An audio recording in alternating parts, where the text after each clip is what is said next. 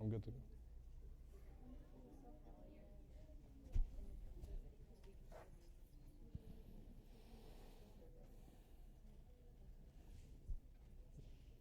All right. Assalamu alaikum wa rahmatullahi wa barakatuh. Bismillah ar-Rahman ar-Rahim. Alhamdulillahi Rabbil Alameen. Wa salatu wa salamu ala Rasulihi al-Kareem. Wa ala alihi wa sahbihi wa sallam tasliman kathira. So, as is the case with every halaqah and class, the numbers start to dwindle. But inshallah, those that are consistent are taking notes and keeping up with it. Just to remind everyone, the notes are being taken every week and they're being put up on the website at yaqeeninstitute.org. So if you go to yaqeeninstitute.org, you'll see the notes there. And in fact, you can subscribe to the email list of Yaqeen and you'll actually have them emailed to you, inshallah ta'ala. But I think that, again, we're moving into concepts that are often constricted to one or two applications. We think of them in one or two ways. And one of the goals of this series is to actually broaden our concepts, to broaden some of these themes that we see that are specific to financial transactions or specific to social interactions, but then talk about how the Prophet ﷺ is really addressing a behavior and a concept in a much bigger way. And so many of you might have heard, or you should have heard if you've read the Quran, the term al-mutaffifun. There's a surah in the Quran called al-mutaffifun. Waylun lil-mutaffifin. Al-mutaffifin or al-mutaffifun. And this is a term that has many, many different applications and meanings to it. But I'll start off with the hadith, and that'll actually be the hadith, the narration that we'll go off of today, that mentions the reason for the revelation of this verse. Ibn Abbas narrates that when the Prophet ﷺ came to the city of Medina, when he arrived in the city of Medina, he said that the people used to cheat with their weights and their measures. And in fact, he says, he uses strong language. He says, لَمَّا قَدِمَ النَّبِيُّ صَلَّى اللَّهُ عَلَيْهِ وَسَلَّمَ al-Madina kanu min akhbath an-nasi kayla, that they were the worst of people in cheating with scales. Meaning there was a reputation in the markets of Medina, in the marketplaces of Medina. Particularly, you have Suq Banu Qurayza, which was the most famous marketplace, where people used to cheat with their weights. They used to cheat with the scales. فَأَنزَلَ اللَّهُ تَعَالَى, so Allah subhanahu wa ta'ala revealed, وَيْلٌ لِلْمُطَفِّفِينَ, woe to those who cheat with measures and weights. Woe to those who cheat with measures and weights. And Ibn Abbas says, فَأَحْسَنُوا الْكَيْلَ بَعْدَ ذَلك. They became the best of people in the way that they dealt with one another, with their weights and their measures after that. Meaning people started to take very close account of how they would do business, of whether they were cheating the person in front of them or not. And Allah subhanahu wa ta'ala continues, وَيْلٌ لِلْمُطَفِّفِينَ, and He highlights, الَّذِينَ إِذَا اكْتَالُوا مِنَ النَّاسِ. What does Allah subhanahu wa ta'ala, what's the word that's used? Okay, يَسْتَوْفُونَ وَإِذَا كَالُوهُمْ أَوْ وَزَنُوهُمْ يُخْسِرُونَ. All right, so what does this mean in Arabic? Because there are actually two different forms of tatfeef, two different forms of this concept. And the definition that I'm going to give for tatfeef, mutaffifun are people who do tatfeef. Tatfeef is to shortchange. Tatfeef is to shortchange. Mutaffifun are people that shortchange. I don't know if shortchangers is a word or not. All right? But people who shortchange. So Allah gives it two different meanings. Those who, when they take their measure, when they take their weight, when they take their product, they take it in full. But whenever they're in the place of distribution, they cause loss to the other party. They're two separate things. When they take their right, they take it in full. When they give the right that's due upon them, they minimize it. Someone asked in the Q&A, I think last week or the week before, what's the problem with insurance? The contract of insurance in Islam. Why did the Prophet ﷺ not like the concept of insurance? The concept of people pooling their money together and, people that are, this is another topic for another day, but let's say, for example, one of the practical applications, a bunch of fishermen put some money into a pool, and basically that money will be used to protect their boat. So if one of their boats is damaged, then they'll take from that pool to take care of their boat. That's fine. It's actually an Islamic concept. There's nothing wrong with that. But the concept of insurance, where there's risk and there's gambling, and the idea of the insurance company is to give you as little as possible while making sure that they collect their full payment from you, right? That's where you start to have what's known as gharar. There's a form of cheating in that. Okay? You take your full, you take your maximum payment, but you do your minimum responsibility. So Allah describes it in that way. And just for the sake of those who are into the tafsir of these verses, Imam As-Suddi rahimahullah, he says that there was a particular man by the name of Abu Juhayna in Medina. Abu Juhayna was a master salesman, basically. All right, so when he would collect his payments, when he would collect his weights, he had a way of playing with his hands and playing with the scales. So he made sure that he tipped it up a little bit. But whenever he would distribute, he would always have a way with playing with it just to take a little bit more. And he basically made his money off of quantity. So if you cheat a bunch of people with 10 cents, right, but you have quantity, then that becomes a lot of money. So this ayah, these ayat were revealed in accordance to him. So the definition, Imam bin Kathir rahimahullah says, التطفيف أي البخس في المكيال والميزان. So it's to cheat or to be stingy or to do, to be unfair in the way that you collect and in the way that you give back. Okay?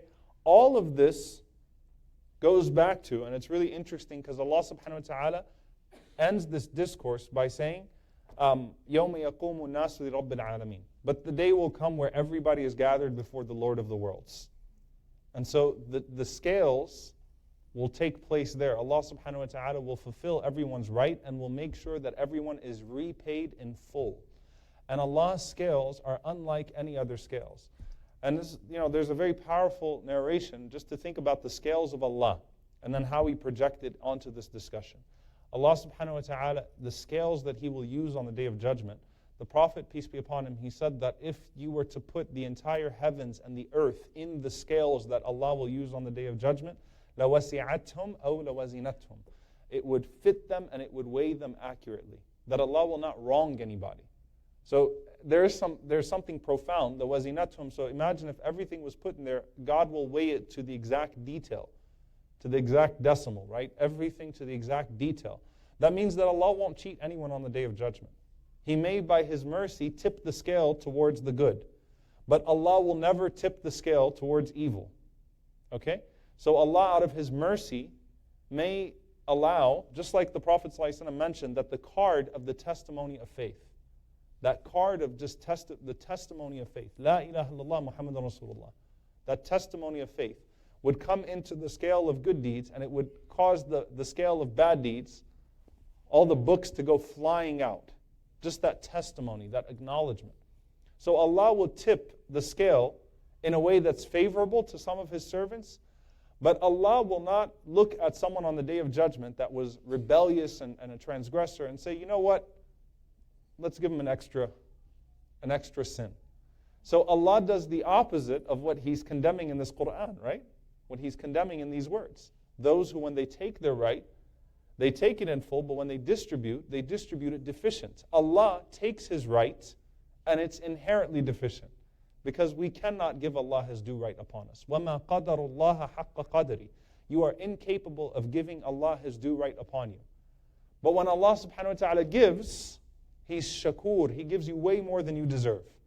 And remember that the goal is to actually amplify or to exemplify the traits of Allah, the attributes of Allah, when there is a human application of them. That's the best way to do tatbiq, to fulfill the right of that name upon you. Most merciful, then be merciful yourself. Most just, then be just yourself.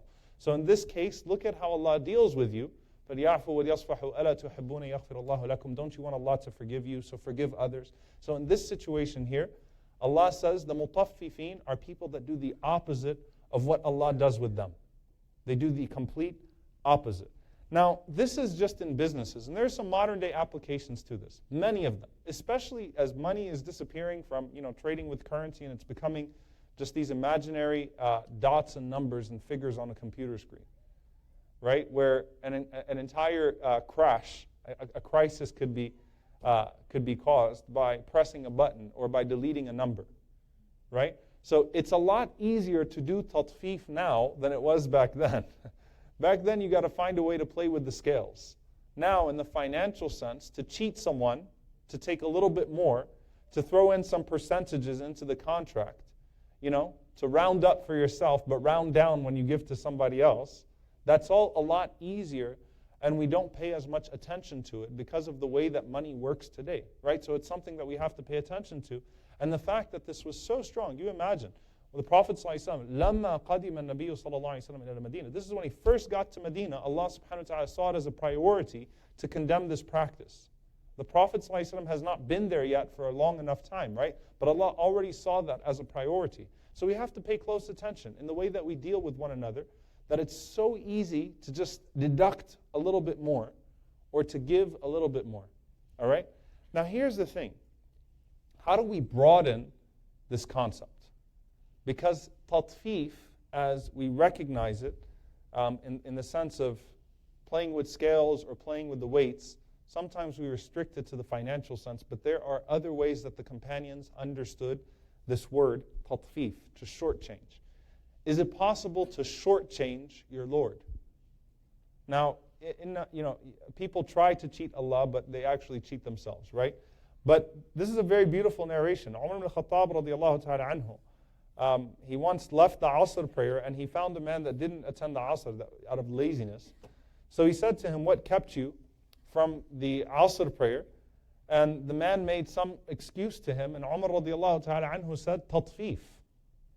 You are shortchanging Allah, right? You're not giving Allah His full right upon you. Why were you just making some lazy excuse? Don't be excused. There's also, don't make up excuses. There's another hadith where, some of the scholars actually say it's mawquf. It stops at Umar. It's not a saying of the Prophet ﷺ, but someone was praying and they were rushing through their prayers. You did not give Allah the full ruku', the full standing, the full sajda, the full prostration. And realize that the Prophet, peace be upon him, said that that is the invalid prayer.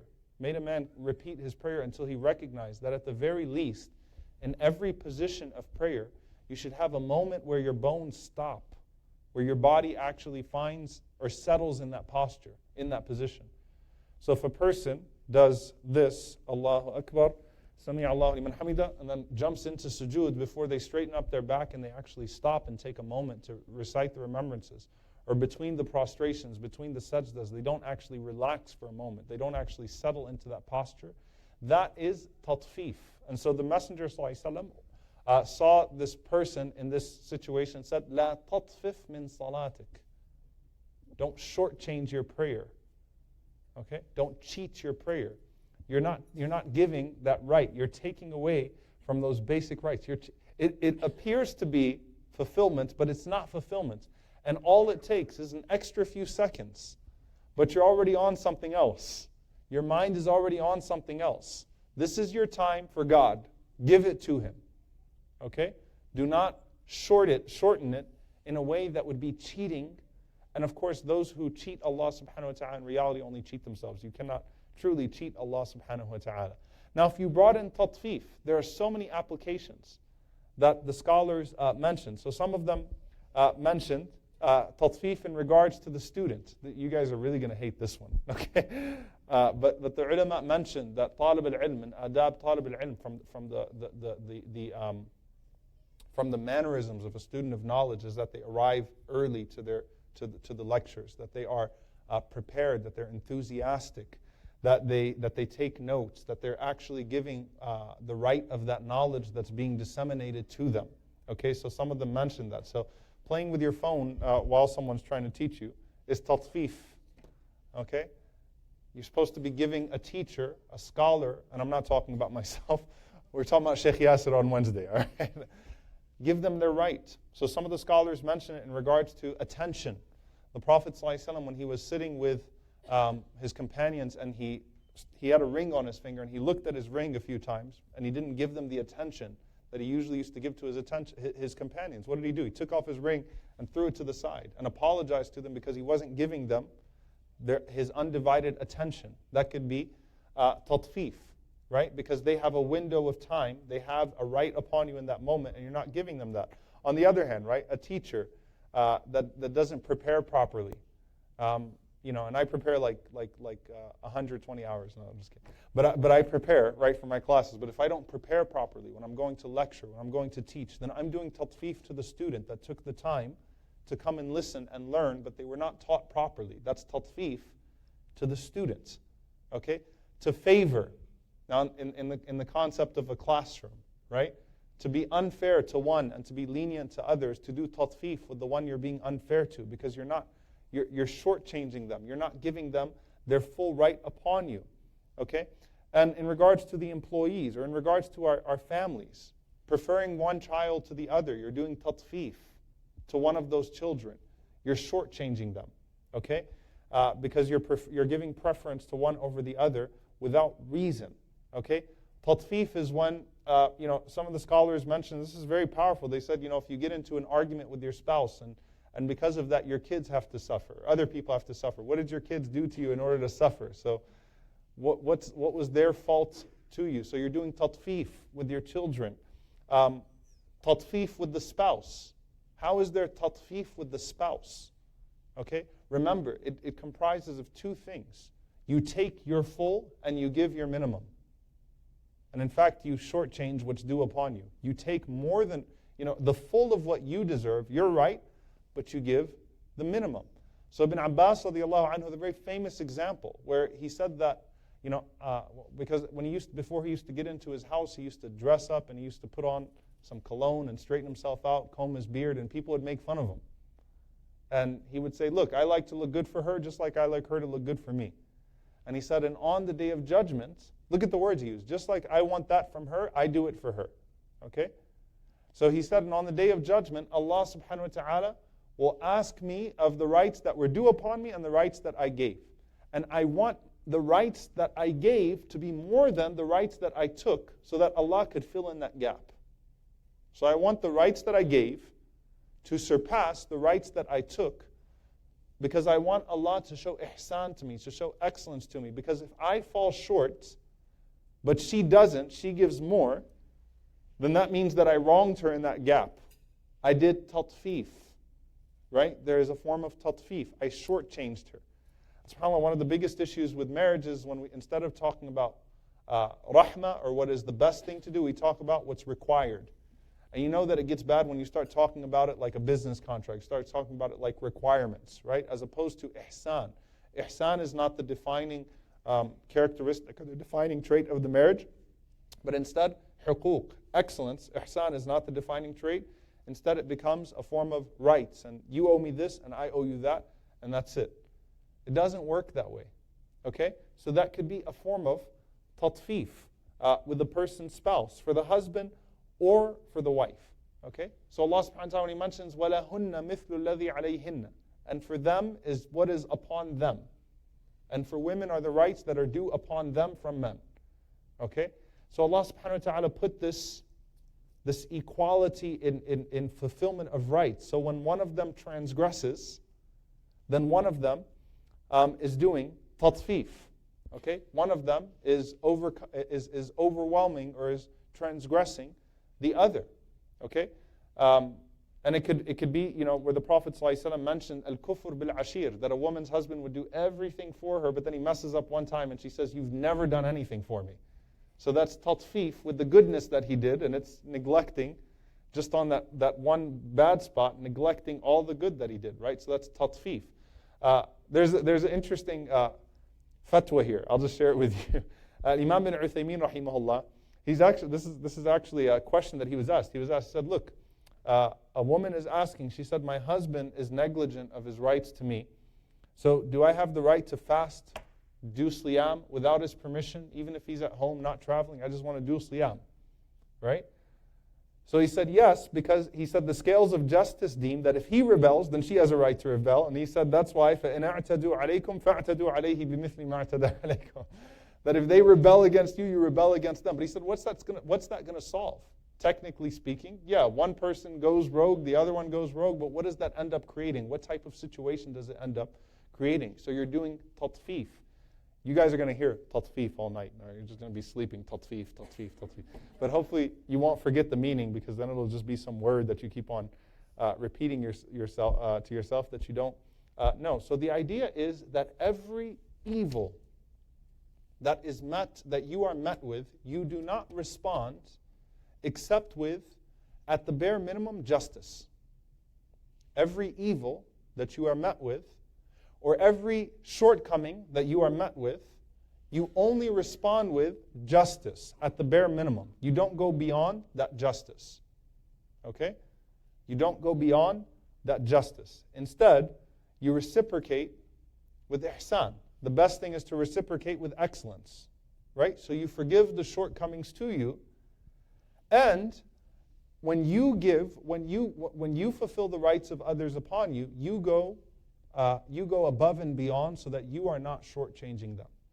So if you think about it this way, in every relationship, every single relationship, right?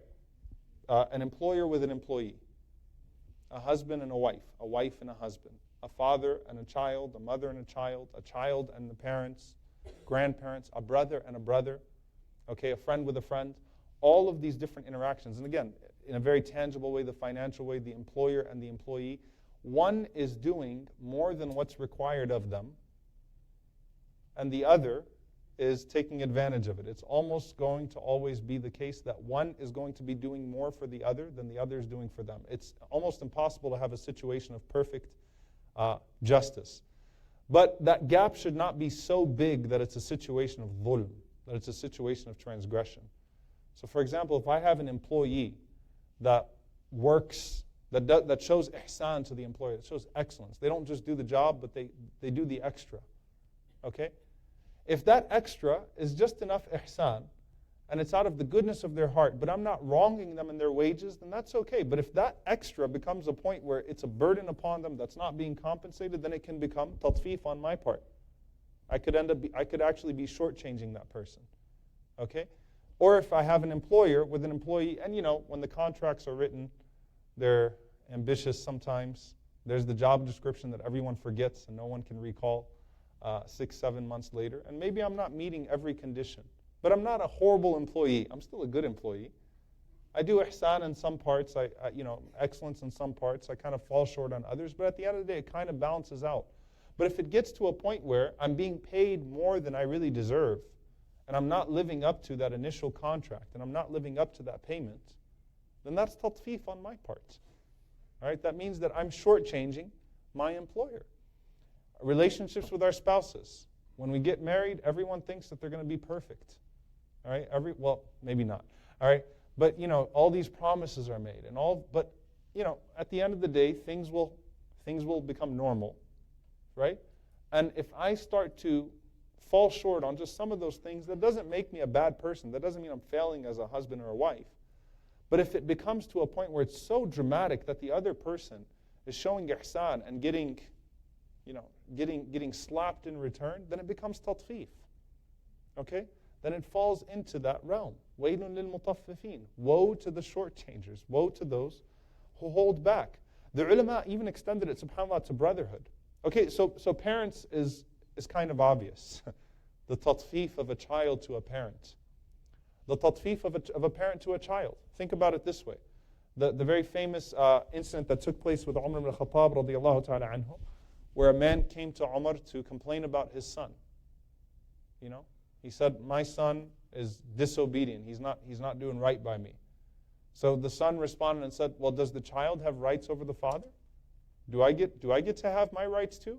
So he said, yes. He said, you marry a good other half.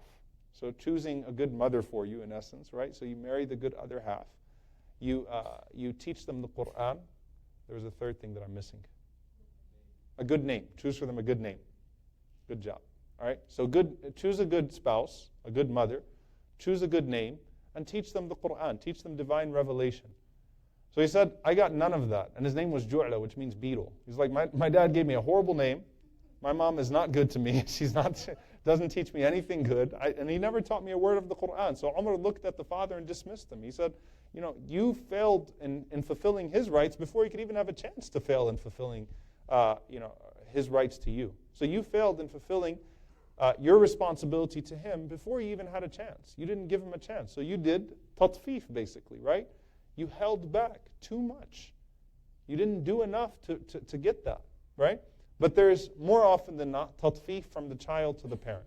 The parent gives their all, and it's met with ingratitude as a person grows out of dependence on their parents. They start to shortchange their parents. They shortchange them on a phone call sometimes, shortchange them in a conversation. Just the extra, just the little things, subhanAllah, that would complete things. And the mu'min has this characteristic, as Al-Ghazali rahimahullah said, that the mu'min has this characteristic that he doesn't leave something until it's complete. Right? He's not mediocre with anything, not in the way that he fulfills the rights of people upon him or her, and not in the way that they complete tasks. They always make sure that things are complete. You think about sloppiness. Sloppiness can be tatfeef. Like if I'm painting a wall and I'm a painter and I don't bother to take a second look and catch those spots, that's tatfeef with the person that hired me. So you make sure that you've completed the painting. There's the person that's detail-oriented, sometimes to a point of being obsessed, because they don't want to wrong. They want to make sure they do the job right. They want to make sure they give that person their own. So tatfeef and istijar, someone hires you to do any job, not just an employer or an employee.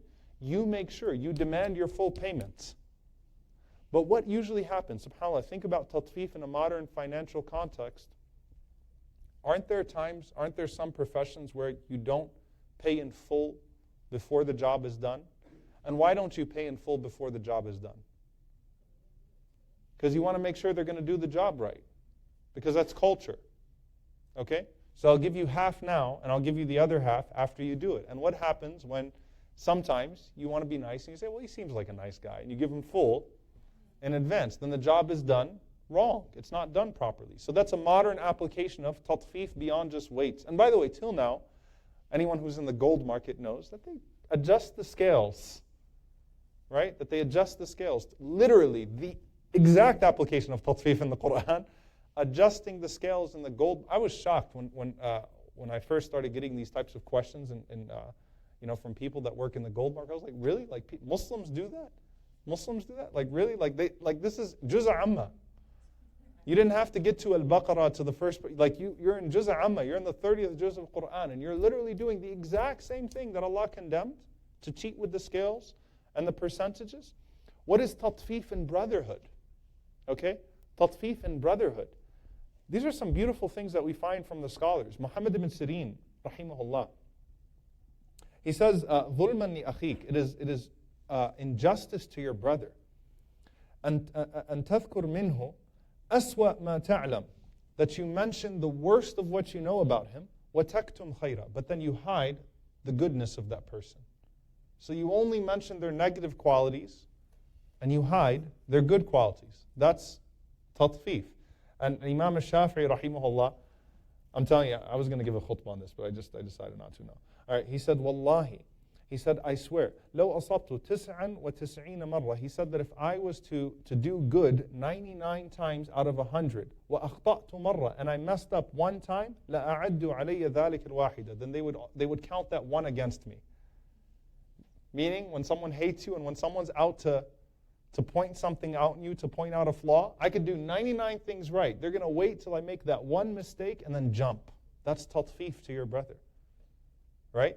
Why? Because they were giving you ihsan 99 times and you didn't mention that. But they gave you that one shortcoming, or what you perceived as a shortcoming, and you took your full of their flesh. Jump them. Right? So that's also tatfeef to your brother. And they mentioned, particularly they said tatfeef in the ulama.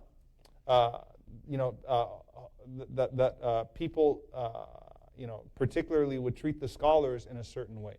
So in some way, one group of people sanctifies the scholars to where they can make no mistake. And all of their transgressions are forgiven. Another group of people, what they will do is they would wait for that person to make one mistake, and then they would do away with all of their khair, all of their good. There's a beautiful saying from Al-Imam Ibn Al-Qayyim rahimahullah ta'ala. He was talking about Shaykh al-Islam ibn Taymiyyah rahimahullah. He's talking about his teacher. He talked about his teacher. He said that if you look at Ibn Taymiyyah, because he did so much goodness in his life, and people that didn't like him would try to point at a few mistakes and try to jump him. He said that all of those don't matter, even when I disagree with him. He said, you know why? He said, because the Prophet ﷺ said that a large body of water never becomes impure. Okay? So all of the goodness that he's done drowned out those small impurities. The Prophet ﷺ mentioned kullatayn, or 600 liters in some of the madhabs, or a river or a stream, that even if there is an impurity in it, then the river stays pure. The large body of water stays pure. And he said that's how the ulama should be treated. Right? That if they do so much khair, they're large bodies of khair, large bodies of water, and the few impurities will not corrupt or pollute the entire body of water. Okay, so he said that's how a person should treat their ulama. So all of this is to say, again, وَيْلٌ لِلْمُطَفِّفِينَ, woe to those who shortchange. الَّذِينَ إِذَا اكْتَالُوا عَلَى النَّاسِ يَسْتَوْفُونَ وَإِذَا كَالُوهُمْ أَوْ وَزَنُوهُمْ. All right, so you give, and when you give a short version. When you take it in full.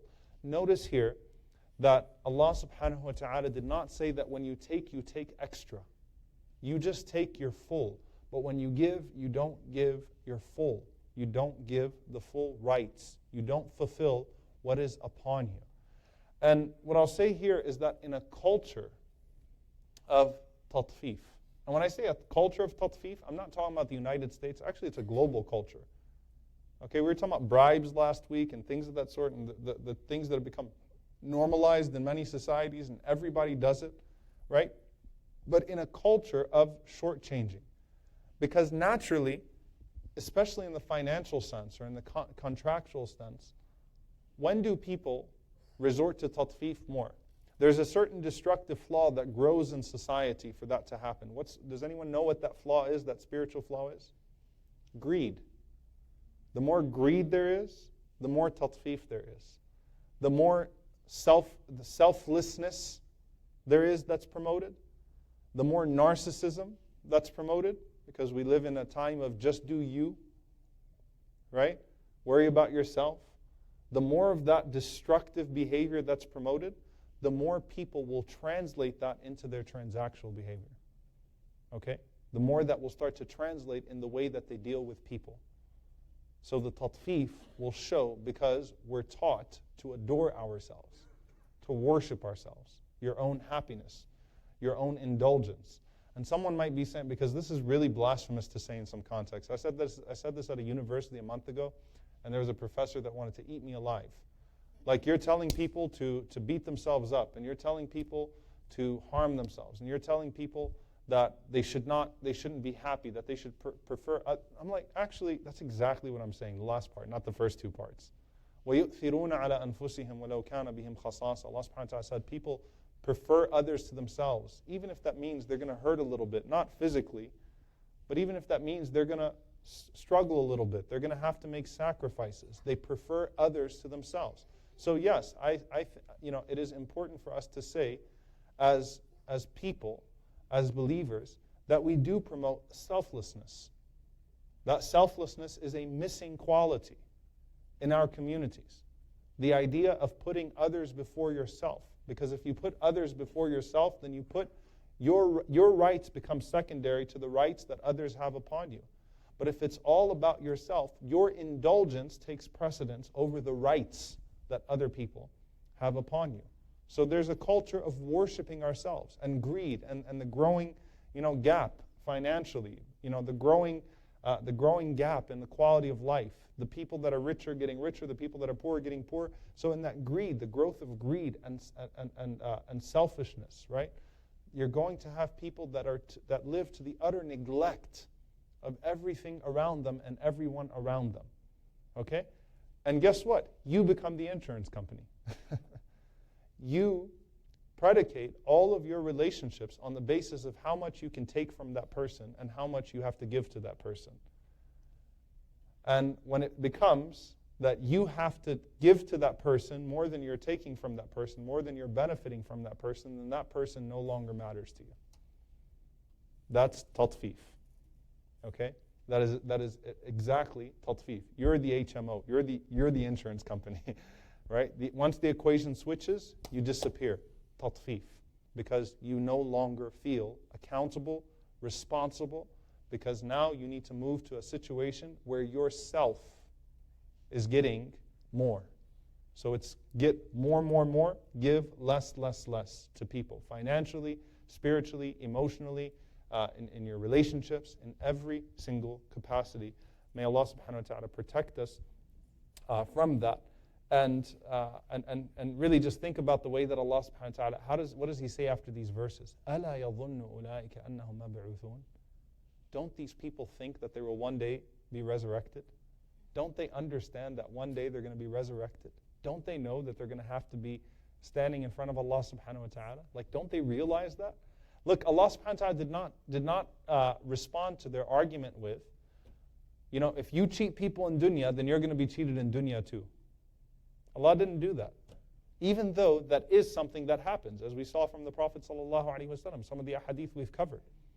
But Allah subhanahu wa ta'ala just reminds you, أَلَا يَظُنُّ أُولَٰئِكَ أَنَّهُمْ مَبْعُوثُونَ. Like, don't you think you're going to be resurrected before Allah? لِيَوْمٍ عَظِيمٍ. For a mighty day. Okay? And Allah subhanahu wa ta'ala is the one who will judge everyone, and Allah subhanahu wa ta'ala is the one who will compensate, and Allah subhanahu wa ta'ala is the one who will fulfill, and Allah subhanahu wa ta'ala is the one who will do what needs to be done to repair what has been destroyed by someone else. And subhanAllah, the only right on the Day of Judgment that Allah subhanahu wa ta'ala will not forfeit is the right that's not His. Think about that. The only right that He won't forfeit. Allah subhanahu wa ta'ala can forgive anything that you've done that involves you and your Lord. But when it comes to someone else, that's up to them. Allah will fulfill their rights. Allah subhanahu wa ta'ala will not forgive on behalf of someone else. Okay? So those who cheat others and do this tatfeef with others. What does tatfeef mean, by the way? Because I've said it like a million times. Shortchanging, good. All right? Those who do that with others would find that it's done. And one more just reflection that I have on these ayat, because remember, the scales of Allah subhanahu wa ta'ala and the way that we cheat with each other, right? On the Day of Judgment, it's really interesting, because the Prophet ﷺ gives us this vivid description of a scene where a person falls one deed short, okay, of the goodness that's required. And they go around soliciting from other people that one good deed, right? If someone will give me that good deed. And on that day, people are nafsi, nafsi. It's just me. Okay? Just like they're nafsi, nafsi now, it's even nafsi, nafsi even more on the Day of Judgment. Okay? But not one person is willing to give that up to them, to give them that extra deed. Had they in this world done just one more act of kindness, they wouldn't need to be going around soliciting that on the Day of Judgment. So had they done the opposite of what these ayat are talking about, just given a little bit more to someone and taken a little bit less, they won't find themselves in that situation on the Day of Judgment. So we ask Allah to protect us from doing tatfeef with our Lord, and tatfeef with our family, and tatfeef with our brothers and sisters, and our friends, and our communities, and our environments, tatfeef in our work, and with our employers, with our employees, and in any contract that we undertake. Allahumma ameen. Questions? Yes. Can you introduce yourself, by the way?